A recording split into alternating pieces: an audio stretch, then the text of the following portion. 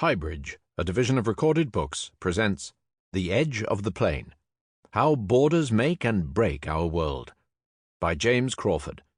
Read by James Crawford. Introduction.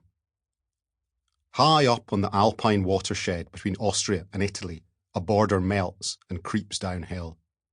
In the centre of the United States, a ghost border is drawn back into existence by three men in a white Sprinter van. In the dusty margins where the African savanna meets the Sahara Desert, a green border of trees and crops struggles to take root and grow. On a shelf deep in the underground stores of the British Museum, a border sleeps.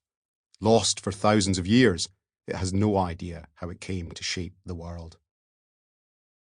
A border sits on my desk. It's small enough to fit in the palm of my hand. I'm always surprised by how light it feels. It's roughly cuboid in shape. On 5 sides it's coarse, bumpy and grey, but on one side it's smooth, marked with splashes of yellow and orange. I bought this border 10 years ago on eBay. It's supposed to be a fragment of the Berlin Wall. It's very likely not. It's probably just a lump of concrete, scavenged from a building site and daubed with paint.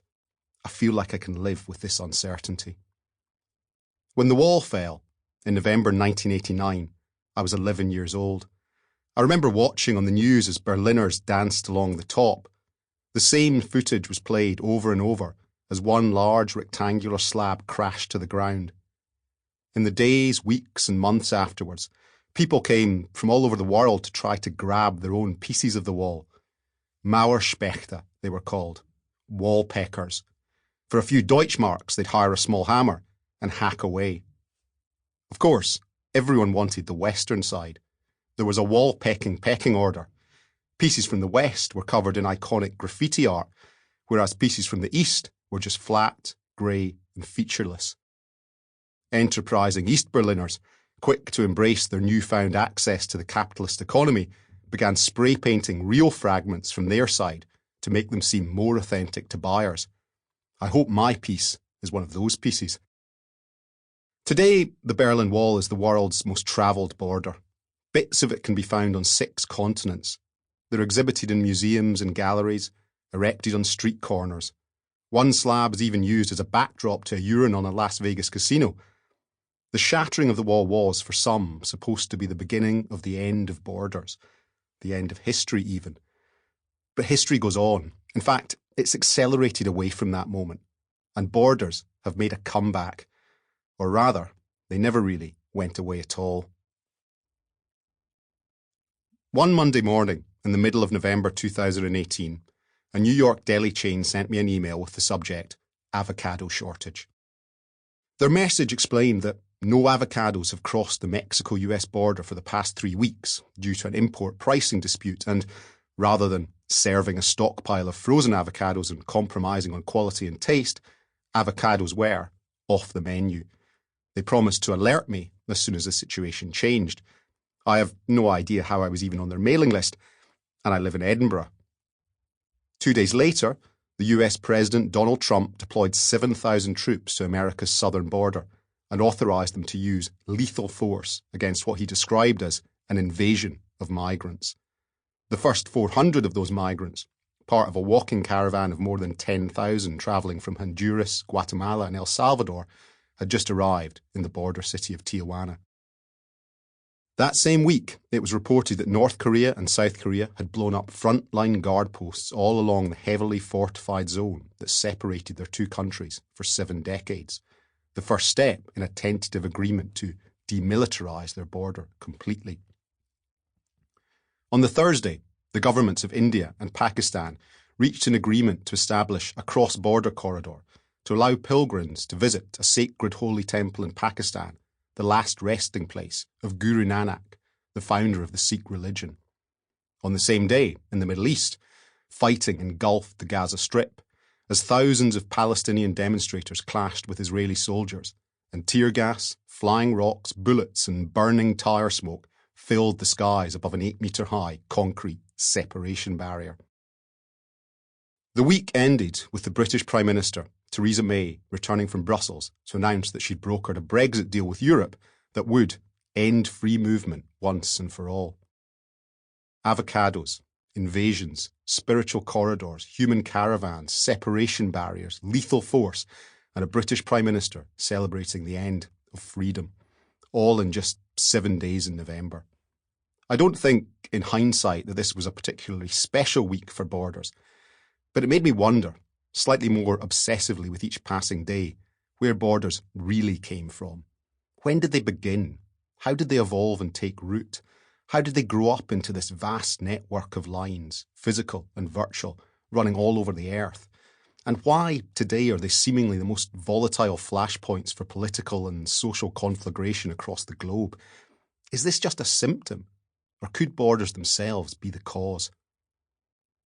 A border is such a simple idea. Step across a line, whether you can see it or not, and you're somewhere else. The landscape may look exactly the same, one blade of grass to the next, but you're in another place, another country. Perhaps the people speak another language. Their cultures, practices, laws, and ideas may be completely different. Perhaps you can be completely different too. Who you are and how you live your life may or may not be permissible. On one side of the border may be the promise of wealth. On the other, the certainty of poverty. What you read or who you love may be free for you to choose, or may be punishable by prison, even death. It means that these lines, fences, walls, or checkpoints, and the spaces they inhabit, possess immense power. Nothing is different, and yet everything is different. This is, as the writer Amitav Ghosh put it in his description of the Indian partition, the enchantment of lines. An enchantment that can be at once absurdist and fatal. I wanted to go in search of the source of this enchantment, to follow it all the way from then, whenever then was, up to now. Everyone, I suspect, has their own personal border story. This is mine. On the 12th of June 1908, 3 passengers, William, Maggie and Nellie, left the port of Liverpool on Cunard's steam turbine ocean liner Carmania. The ship was just 3 years old, built by John Brown and Company in Clydebank as the largest and the fastest in the fleet, 20,000 tons and 650 feet long, a top speed of 18 knots, 3 giant decks offering 2,650 berths, from first class down to steerage. William was 31, Maggie 23, and Nellie 28. They'd left a farming community in Hawick in the Scottish borders where William had worked as a stable keeper. Now they were on their way across the Atlantic, on their way to America. They arrived at Ellis Island on 18th June, into the stifling heat and humidity of a New York summer, the city's warmest on record. The ship's manifest gave only the scantiest record of who they were, their ages, their nationality, Scotch, William and Maggie's light-coloured hair, blue eyes and clear complexions, Nellie's dark hair and brown eyes. William 5'9", Maggie 5'6", Nellie 5'7". That William and Maggie were husband and wife, that Nellie was William's sister. The Carmania's commanding officer signed an affidavit swearing that all passengers had undergone physical and oral examinations from the ship's surgeon. This confirmed that William, Maggie and Nellie were not feeble-minded, imbecilic or insane, that they were not infected with tuberculosis or a loathsome and dangerous infectious disease, that they were not polygamists or prostitutes, nor had they been convicted previously of a crime of moral turpitude, that they were not anarchists. In the decade leading up to the First World War, Ellis Island was often processing more than 1 million immigrants a year. The previous 12 months had been the busiest in the island's history. After several hours waiting in line among a queue of thousands, William, Maggie and Nellie passed their medical and legal inspections. They could enter America. From New York, they took the railroad west, travelled some 1,600 miles into the continental interior to western Colorado. There they'd secured work on a cattle ranch that occupied the high grasslands on the far side of the Rocky Mountains. William to look after the horses, Maggie and Nellie to look after the men. 60 years earlier, this land was Mexico. In the decades leading up to the 20th century, the Native American Ute tribe had been pushed from the mountains and then out of the state entirely, and in their place came great herds of Texas longhorn, driven north from the overgrazed grasslands to the south. This was open range ranching, the cattle roaming over wide expanses to move back and forth between the snow-free valleys in the winter and the highlands in the summer. There was no town or settlement, not even another ranch, for 100 miles in any direction. Just William, Maggie, Nellie, and a troop of cowboys. Most were young men with no families. Maggie found them gruff and taciturn and soon began to resent her daily cooking rituals. They stuck it out through 2 winters, but life on the ranch meant an abundance, perhaps even an overabundance of space, and the isolation grew too much for Maggie to bear. Soon they were making another journey, east this time, back across the Great Plains and the Mississippi, back over the Allegheny Mountains to the port of New York. Thousands of immigrants were still pouring into the country every single day, but for William, Maggie and Nellie, America's dream remained unfulfilled. They'd not found what they were looking for in the New World. They moved against the flow, booked passage on an ocean liner and returned across the Atlantic. By 1911, they were working their own farm on land that straddled the border between Scotland and England, near the village of Rolltown. The following year, Maggie gave birth to a son, John Douglas Short, my grandfather. Just over a decade later, a 17-year-old boy called James crossed the border from Canada into Detroit. The US Immigration Service's primary inspection document from that day, 29 September 1923, recorded that he was 5'3", with red hair and blue eyes. He'd left the small harbour town of Fraserburgh in northeastern Scotland the previous year, travelled alone to Glasgow and then by boat to Quebec City, where he lived for a time with distant relatives. His father, John, was a fisherman, as was his father before him, but James had other ambitions. As he arrived in America, he was asked his occupation. Mechanic, he answered. He'd come to the right place. Detroit was all industry, less a city and more a factory metropolis with an insatiable demand for workers. At the beginning of the 20th century, its population was just over 250,000 people. By the 1920s, it surged to 1.25 million. James was taken on by Henry Ford's Motor Company and began work in what was, for a time, the world's largest manufacturing facility, the Highland Park plant. 100 acres in size, it incorporated offices, multiple factories, a foundry, even its own power station. James took his place on what was the first ever industrial assembly line. Car chassis were moved by conveyor belt along 150 feet of factory floor. Hundreds of workers manned each line, responsible for carrying out one of the 84 steps required to put together the 3,000 parts of the Model T motor car. In 1927, just 4 years after he'd arrived in Detroit, the 15 millionth car rolled off the Highland Park assembly line. In the summer of 1926, James met Isabella. Just a few months earlier, she had left her home and her family in Falkirk, travelled alone on the SS Athenia from Glasgow to Montreal, then continued her journey to reach Detroit at the beginning of May. Almost exactly a year later, on 9th May 1927, Isabella and James were married at the Northwestern Baptist Church. He was 20 and she was 23. Their son John was born in December, just 3 days before Christmas. They lived in a shared home on West Hancock Street in Midtown, rented for $33 a month. At the beginning of 1930, Isabella gave birth to a daughter, Margaret. By this time, however, Detroit's vast machine was beginning to falter. The Wall Street crash in October 1929 had triggered the Great Depression, and Ford's motor cars, designed and priced to be affordable to America's everyman, had been transformed almost overnight into luxury items. Production halved from 1929 to 1930. By the end of 1931, it had dropped threefold again. Tens of thousands of workers were being made redundant. Whole plants were shut down. At the peak of the Depression, unemployment levels across America were at nearly 25%. In Detroit, it was even higher. Over a third of the population were out of work. James had kept his job, but annual wages had shrunk by more than half to cope with the unprecedented scale of the downturn. Near the end of 1933, James and Isabella sat at their kitchen table in the house in West Hancock Street. James had a silver dime in his hand. They'd been talking for months about the future, about what they should do. With discussion and reason exhausted, they resolved to trust to fate instead, the toss of a coin. Tails, they'd stay. Heads, they'd go. Stay in the city where they'd made their home, where their children had been born. Stay in the city which was crumbling around them, where it was said hundreds were dying every day from hunger and homelessness. Or go, pack their things, take John and Margaret and return to Scotland. go back to their families and their history and the lives they thought they'd left behind. James threw the coin in the air, watched it spin and land on the kitchen table, and brought his palm down on top of it. Then he lifted his hand. Liberty's head looked up at them. They had their answer. Go. They left Detroit in early 1934. James, Isabella, Margaret, and John Crawford. My great-grandparents, my grandaunt, and my grandfather. I often think about that coin toss.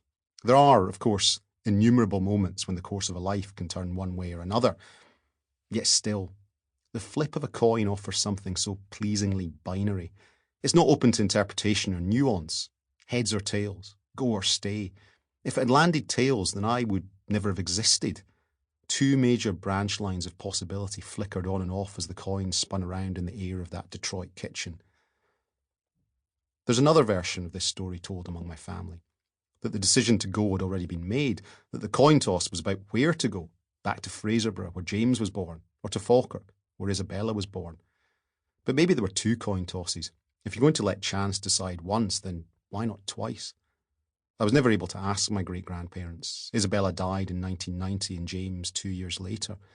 Their stories already receded, acquired the polished veneer of family fable through second-hand retelling and misremembering. Nevertheless, it still strikes me that my great-grandparents, on both sides of my family, were immigrants to America, and that, for whatever reasons, these ventures, these great leaps into the unknown, failed to deliver. James and Isabella Crawford, William and Maggie Short, they migrated over an ocean and a border, and ultimately, they migrated right back again. My great-grandparents did at least have a choice. For many now, there's no uncertainty about staying or going. There's only one option: movement. And so a border becomes not just one line of possibility, but the only line. Everything else is limbo. Beyond it lies a future, any future. To reach it, you just have to cross. In today's world, that is far easier said than done.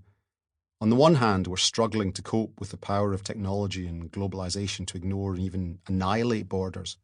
The world is shrinking, metaphorically and, as a result of climate change, also quite literally.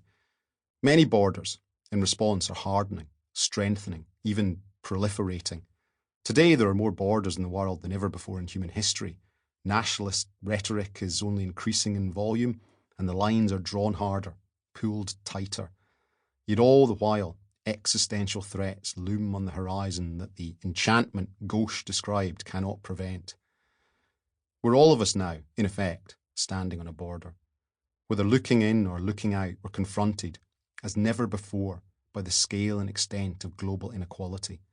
The lines that separate us have become the ultimate conduits for both hatred and hope. The desire of some to turn away, build that wall and end movement will only increase the magnetic pull of borders.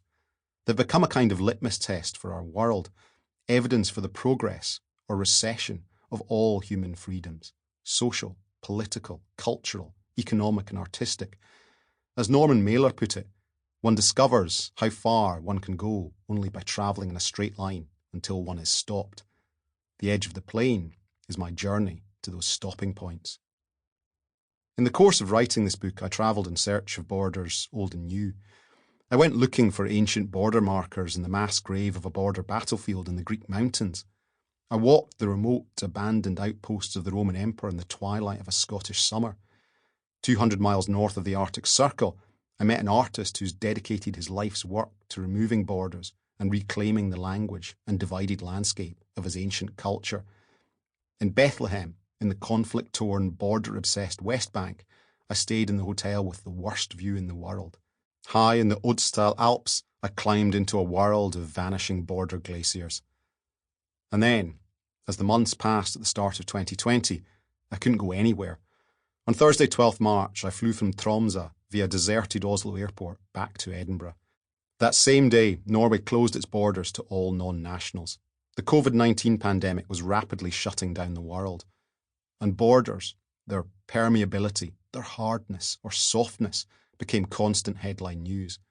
As the weeks and months of quarantines and lockdowns progressed, and with travel impossible, I sought out and spoke to people across the world whose lives, one way or another, had been consumed by borders. People who live and work on the margins, on the periphery, who, as the Spanish photojournalist Carlos Patorno described it to me, put their feet on the line. My intention is to use these journeys, these conversations, these stories from the present and the past to understand what borders are, how they're made, how they're constantly on the move, and how, increasingly, they're being bent and broken. No matter where you turn, it seems that the taut lines of borders are vibrating to, or even calling, the tune of global events. Their futures are connected intimately to our own, controlling our landscapes, our memories, our identities, and our destinies. Prologue: The Edge of the Plain. I was touching the oldest border in the world, or at least the oldest border that still survives in a form that we can look at today and say, for sure, this is a border. My hands ran over its cool limestone surface.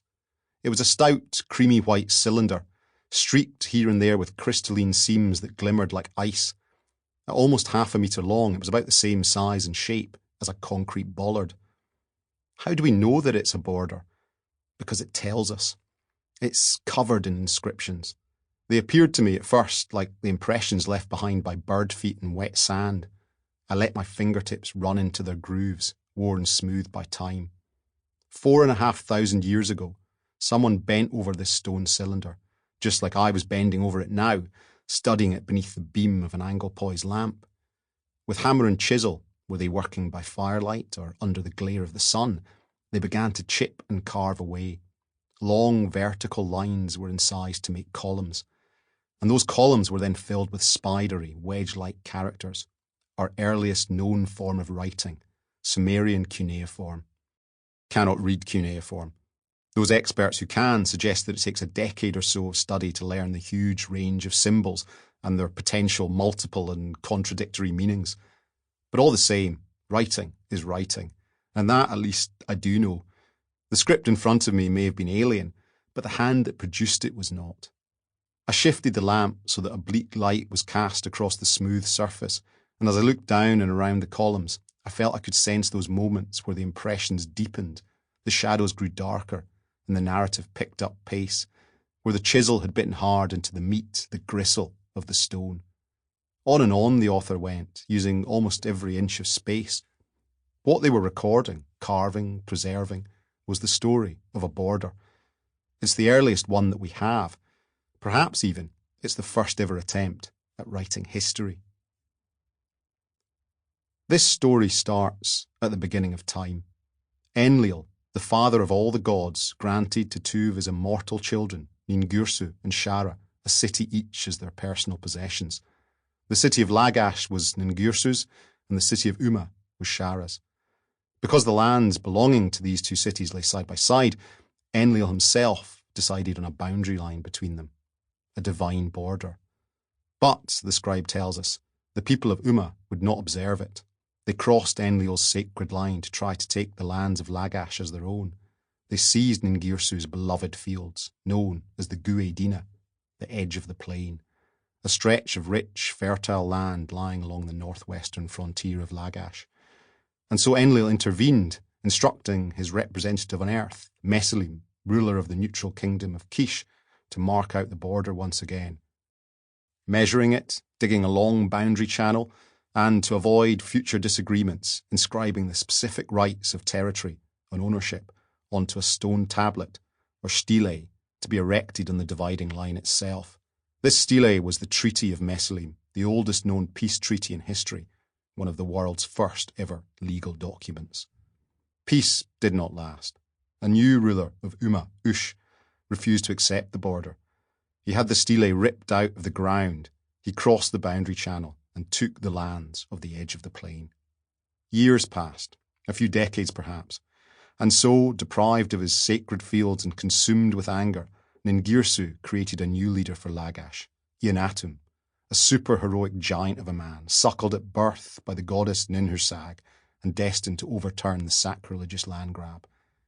Eonatum rode out on his battle chariot, obliterated the forces of Umma, led at this time Mena Kale, and re-established the border.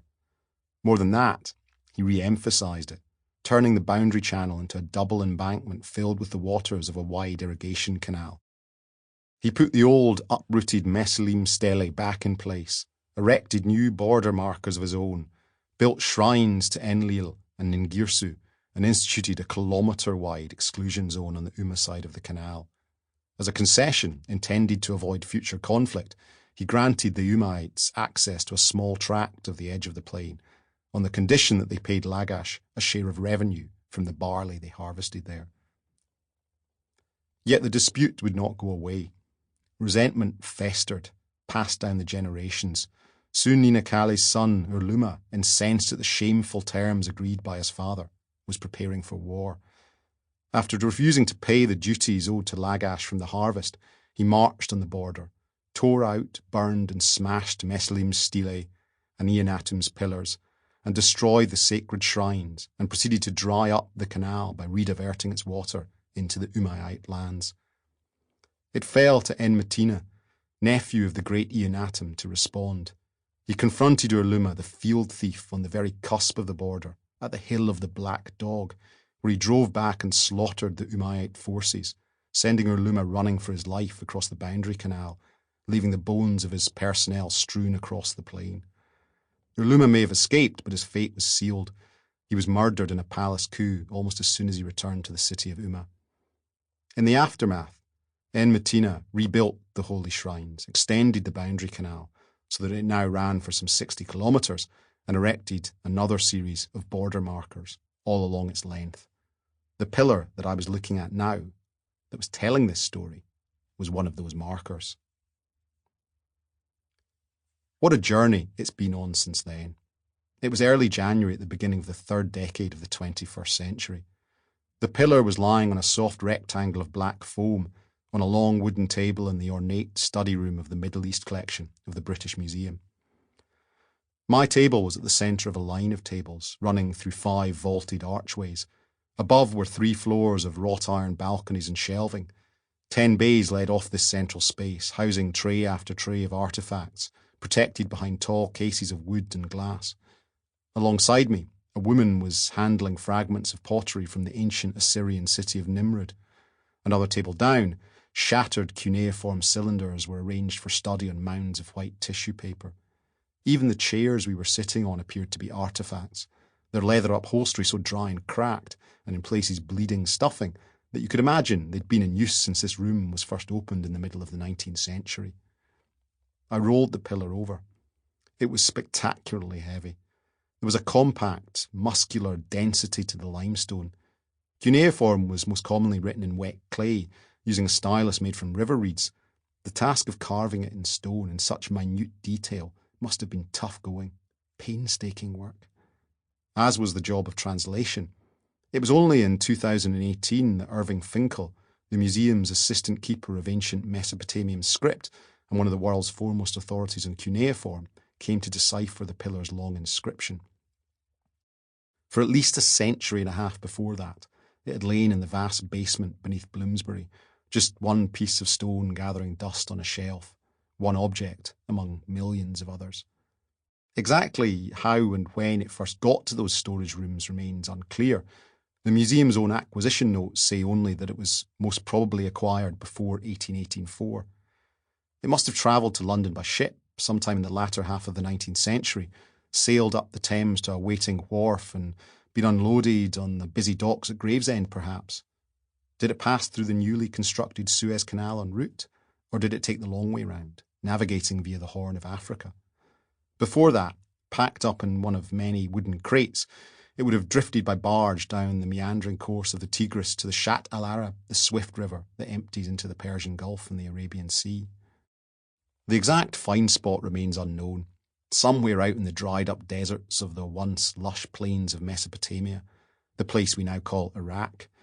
Many dig sites had appeared across the country in the 19th century, excavation trenches spreading their fingers out over the sands.